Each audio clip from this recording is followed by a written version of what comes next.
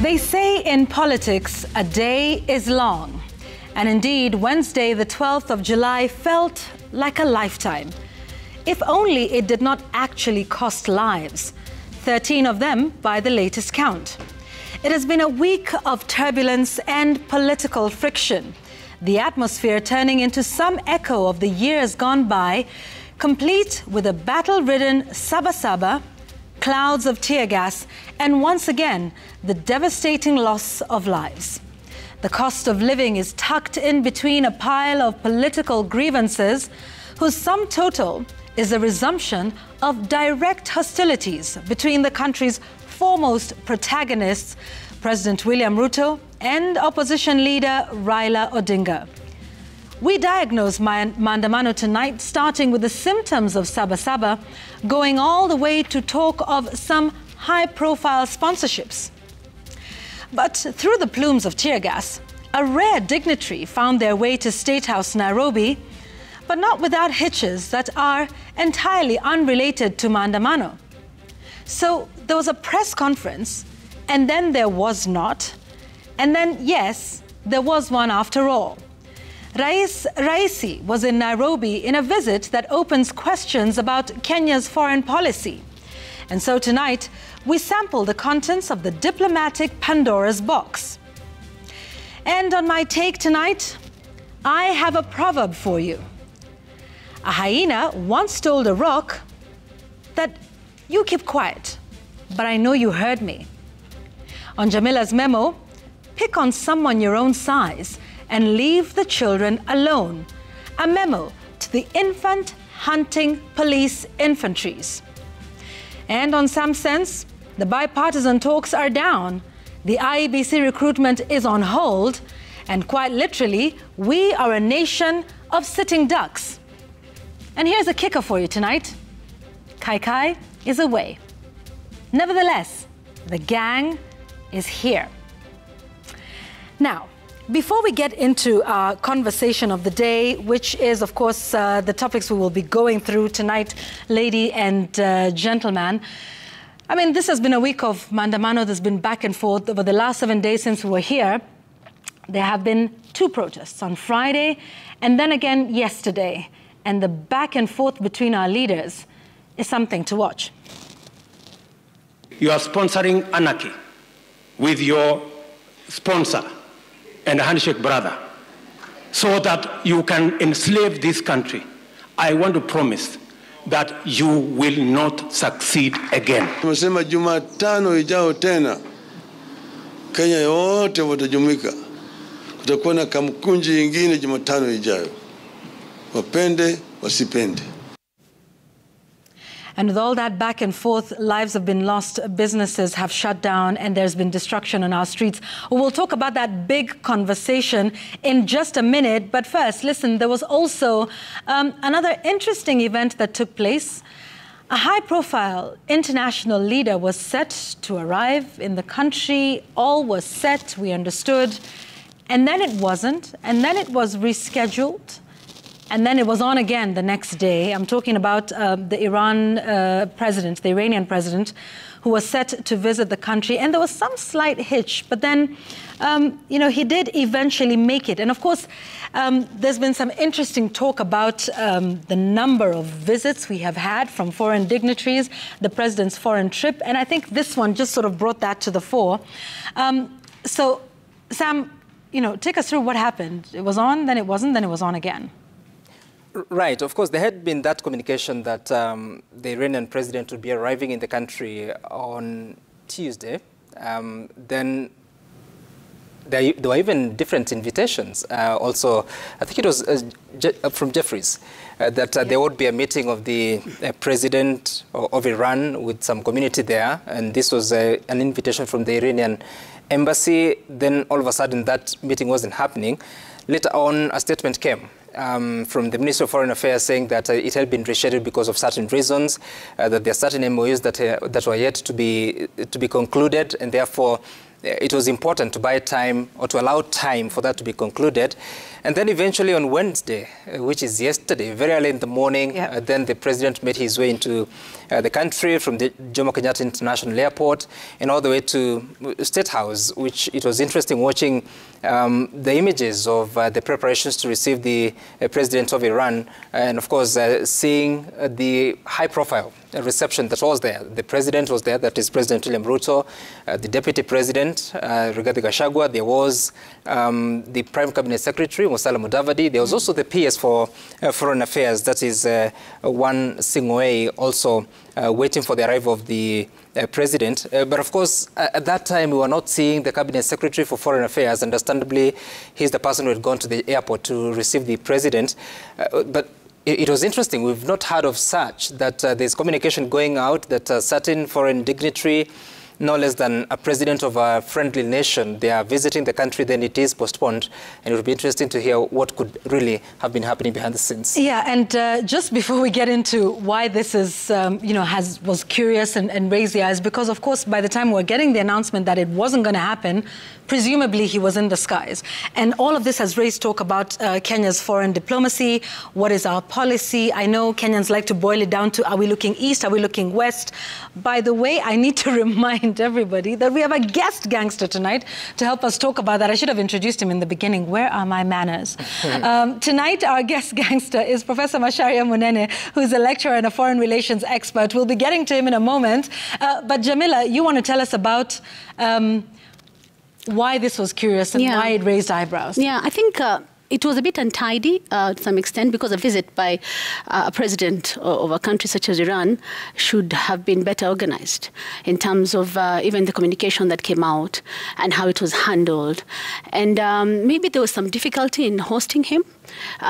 Reminds me of when we hosted the Russian foreign minister, Sergei Lavrov. It was a bit very hush-hush. I think we found out that he was in the country after pictures started circulating of him meeting government officials. And in normal instances, I presume, we would have gotten a press release or an itinerary or something that this gentleman is coming to the country, because he is high profile, especially looking at how the situation is between Russia and Ukraine, the war that has been going on. So there may have been some difficulty maybe in hosting President Raisi, and it was a bit untidy. But that notwithstanding, you talk about our foreign policy, and some may ask about how it stands now. Is it a bit incoherent? Is it going through a time when it is lacking form because of our own politics? Is this affecting our diplomacy? Is it about what works or not works? What is it grounded on? Is it on ideals, or are we just being driven by trade? Because we're seeing a lot of deals being signed by other countries, and most of them are around trade. So in a space, I think, like this, the ideological lines could be a bit blurred. And I don't think it started with this administration. I think it all boils down to who exactly are heading our foreign policy and our foreign affairs docket in terms of now, do we have a sort of handing over? Maybe, I think that's how it used to be in previous administrations, maybe earlier one, I'm talking about the last two, where we'd have people maybe rising through the ranks in the Foreign Affairs Ministry, people who understand how things work, what our policies are, if things have changed, they kind of like pass the baton, hand over, so there's some sort of continuity. Do we have that continuity in our Foreign Affairs Ministry, or are the appointments being made basically political so that we may not have people who totally understand maybe where we stand in terms of our foreign policy, Yvonne? Yeah, and that is an interesting thing about, where we stand. Professor Macharia Munene is joining us as our guest gangster tonight. Professor, good evening. Did we make too much out of? Good evening. Did we make too much out of the hitch with the Iranian president? And was there other things behind the scenes, or was this, sort of normal happenings in the day-to-day affairs of our foreign policy, operations? Well, the Iranian episode showed that the country is confused as to its foreign policy. The Ruto administration is trying to find its bearing. It has not found its bearing. And the Iranian episode could have been handled better. Exactly where the problem is not known, because President Raisi was going to visit 3 countries, Kenya, Uganda, and Zimbabwe. So one would assume that it would have been better coordinated all along. Now the way it appears is that Kenya is the one at fault on the whole thing. There are some things we do not know very well. But it has been handled in a very poor way, and that is what is coming out as confusion. The ministry is trying, as far as I know, to formulate a direction which depends on the president's wishes, which right now are not very clear. So there is confusion in the ministry, in the country, and it needs to be straightened up. So the best one can say is that there's an attempted balancing up. Yeah, and Professor, perhaps some would say, you know, when you look at the visits, that it would be holistic in terms of, you know, geopolitics. You know, the president has been to several countries, but perhaps in line with what we saw, particularly with respect to Iran, the president has traveled to the United States of America, he's traveled to Israel, we've had the Russian president now, at least 2 of those countries we know, not particularly on extremely friendly, or shall I say cordial relations with Iran, considering the sanctions against the country. You know, what do you make of this? What does it tell you about our direction? And how should that manifest itself in terms of the leaders that he meets with, or those countries that he chooses to travel to? I think there's an attempt to show that Kenya makes independent policy and is not necessarily subject to dictates from another quarter. The fact that Kenya is friendly to the United States and to the Western countries, does not necessarily mean that it cannot be friendly to any other country, depending on whether the interests converge. The question that comes up is whether Kenya's policymakers had weighed all these things properly, given that Iran is under sanctions from the West, and the president himself, Raisi, is under American sanctions because of his previous role in the Iranian government. So if they had taken all these things into account and the likely consequences of that, then it's understandable. But if they had not, then that evidence of serious shortcomings in policymaking within the government. Right now, they don't seem to be very clear as to what the direction is. But balancing up looks as if it's the way. Professor Munene, this is Sam, and you talk about the shortcomings, and I'm interested in what you're saying about the U.S. factor here, because yes, you're saying that they needed to weigh those factors, what it would do to the relations between Kenya and the U.S., because again, the U.S. constantly has said that Kenya is too important in the region for the fight against terrorism and other priorities. What would be the biggest concern for the U.S. in such a visit of an Iranian president to Kenya? Well, the visit by President Raisi does not in any way claim that the U.S. and Kenya are now hostile to each other. I think the message, given what has been going around in the world, there is a lot of effort by many countries to show that they are independent in deciding who they can relate to and how they relate to. The United States is important to Kenya, but it is not the determinant of Kenya's policy.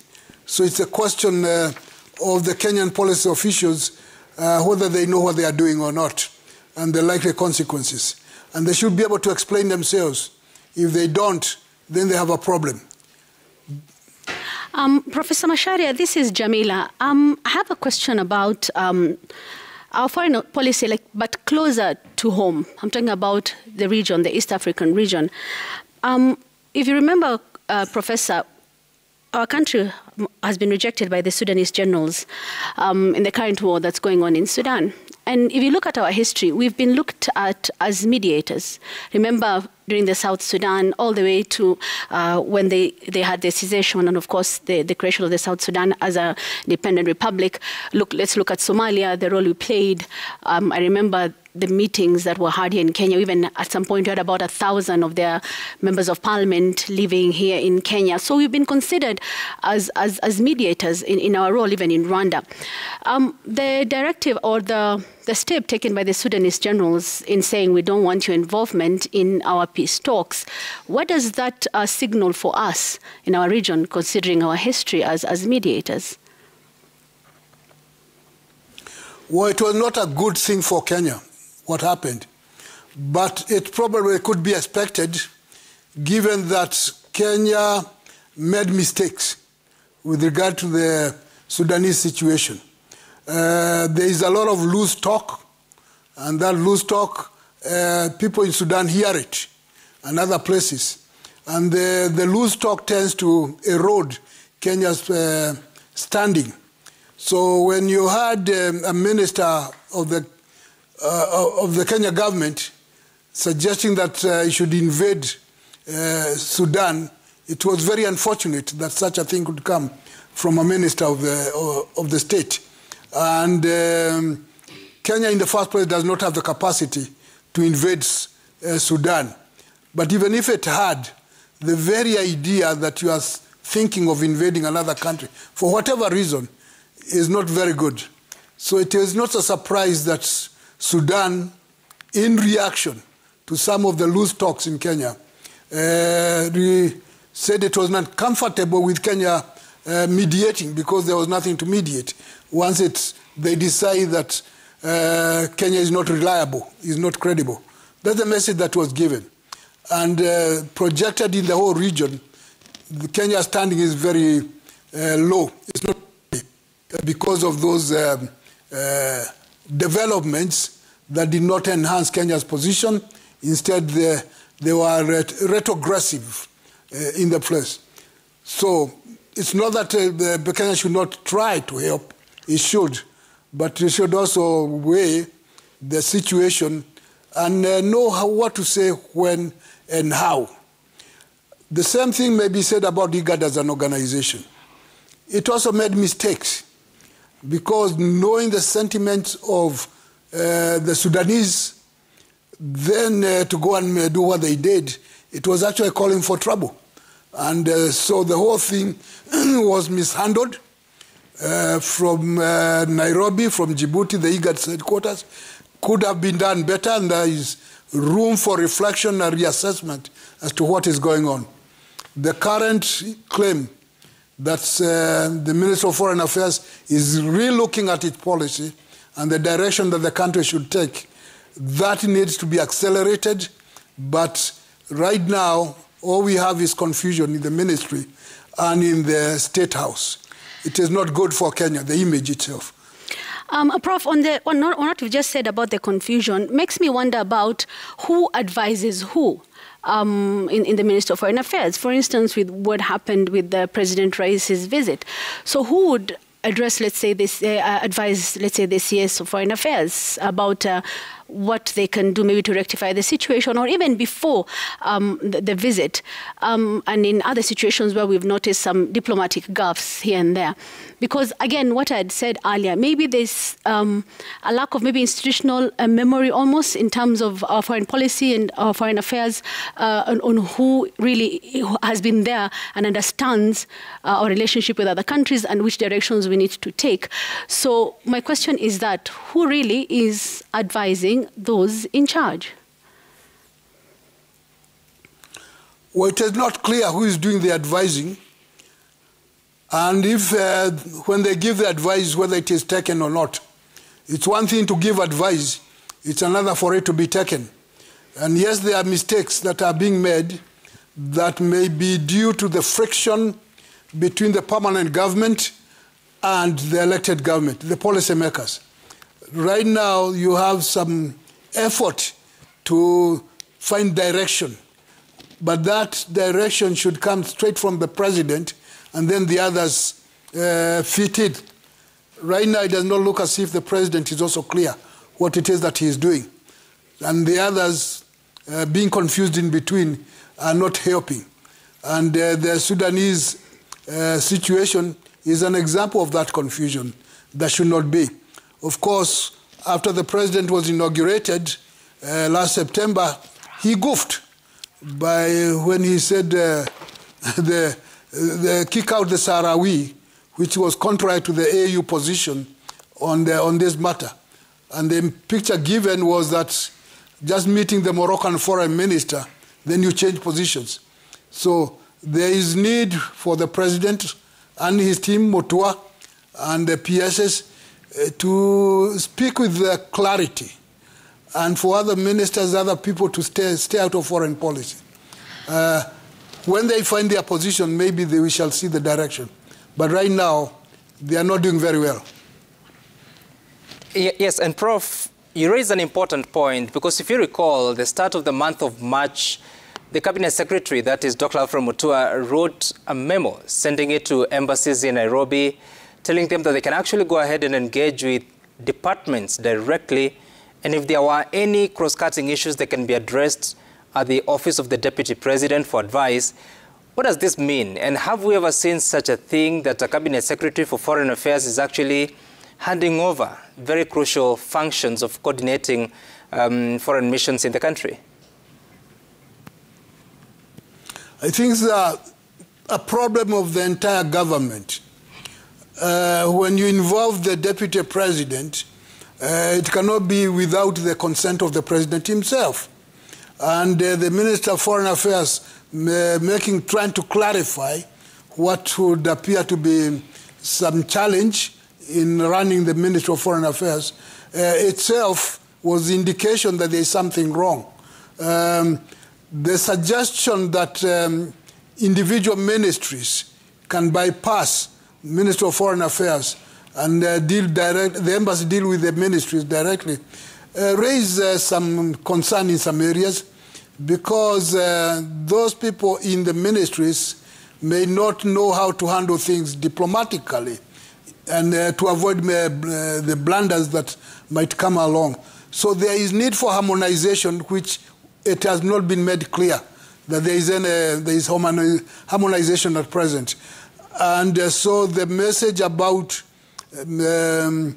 foreign affairs being put under the deputy president and ministries, embassies in Nairobi dealing directly with the ministry instead of going through foreign affairs is an experiment that might work or may not work out very well. It remains to be seen. But the problem is that it has not been properly explained to the public, and so it appears to be confused. Okay, you talk about confusion a lot this evening, but also you look at the travels that have been made. The president has made several. The Cabinet Secretary for Trade Affairs, Moses Kuria, has also made several, in fact, bringing a lot of delegations into the country. And the minister, as well, has made a few travels, not as many as the Trade Cabinet Secretary, and even seeing a bit of exchanges between the PS for Foreign Affairs and the Trade Minister on different issues affecting foreign nations.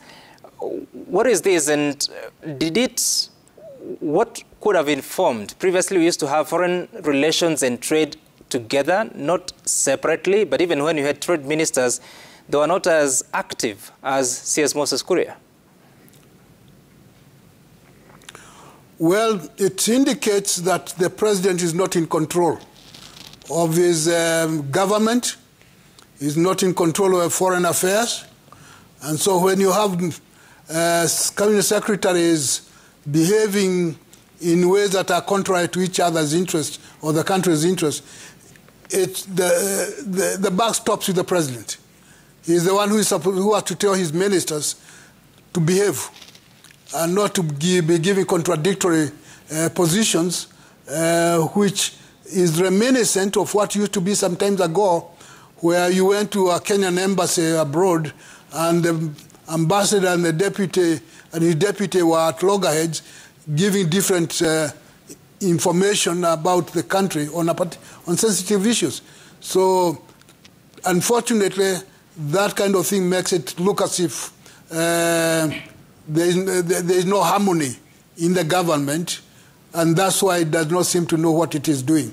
And so if you have officials who are in conflict with each other, and each of them wants to be seen to be in control or to be in charge, the end result is confusion and sending the wrong messages to the countries that Kenya deals with, instead of being clear what it is that it is doing.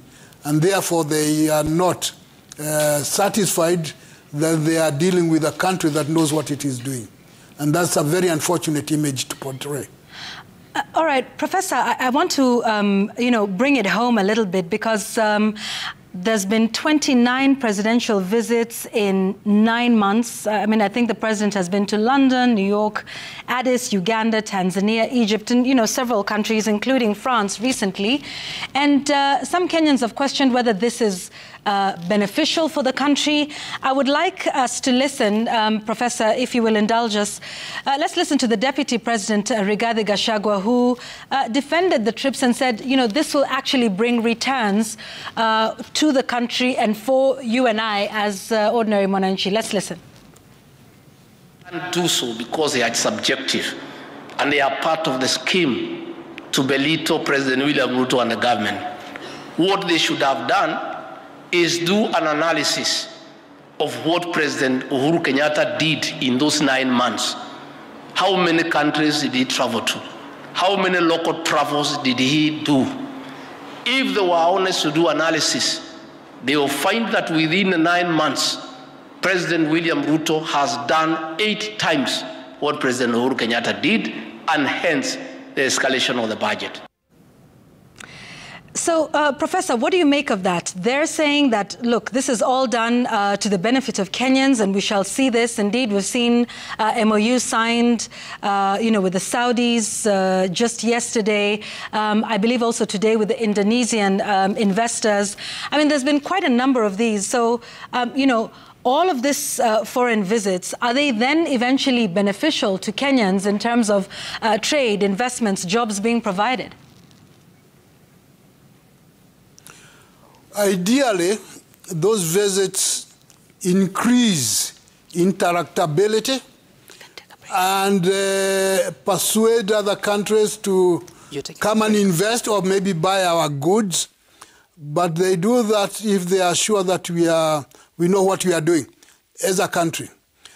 Sometimes there's been a problem with statements.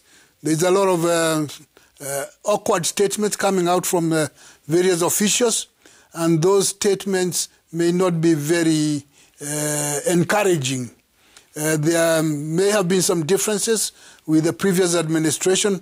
It's true that was the case, but one wonders whether it makes a lot of sense to be repeating that in every corner, to every part of the world, trying to say that we are better than the ones who are there before. Because it kind of creates an image of fragmentation and breach of trust, which may not be very good. The people in those other countries may not be very interested in internal squabbles about this or that. Ideally, yes, foreign trips do have ultimate benefits. It's hard to measure each of them and say this is the benefit for this and that and that. But generally, they are beneficial to the country.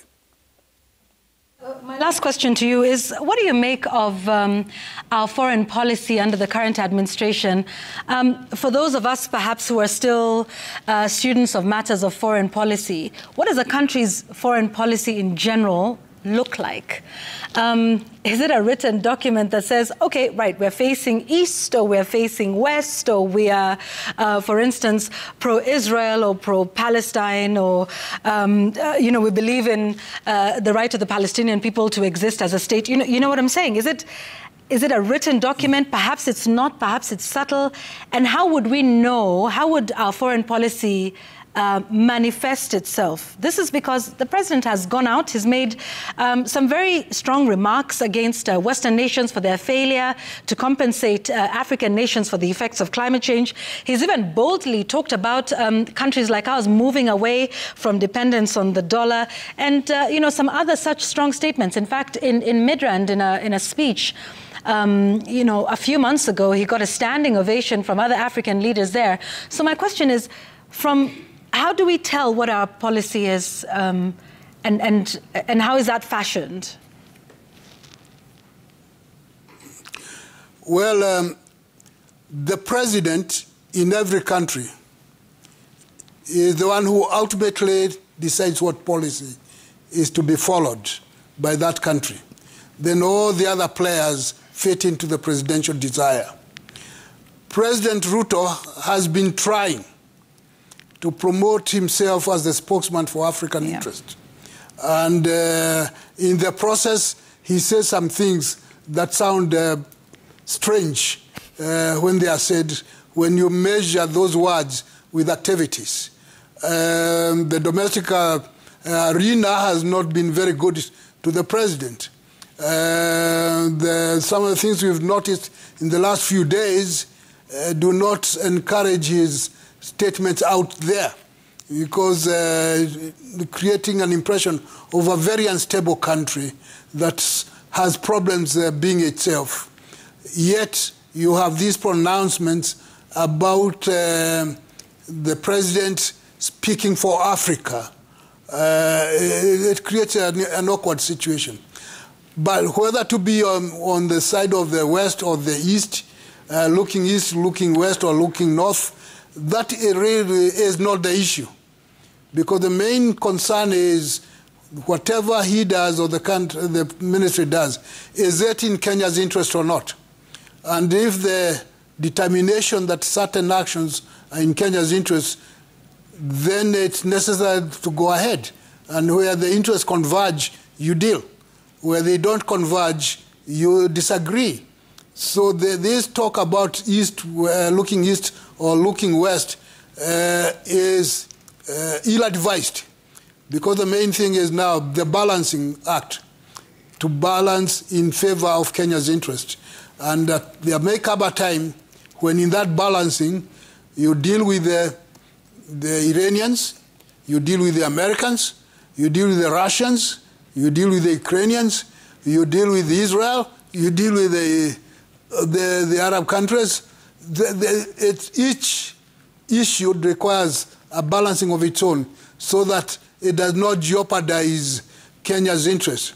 But the projection should be that Kenya makes decisions based on its own interest rather than whether it favors the west or the east, the north or the south.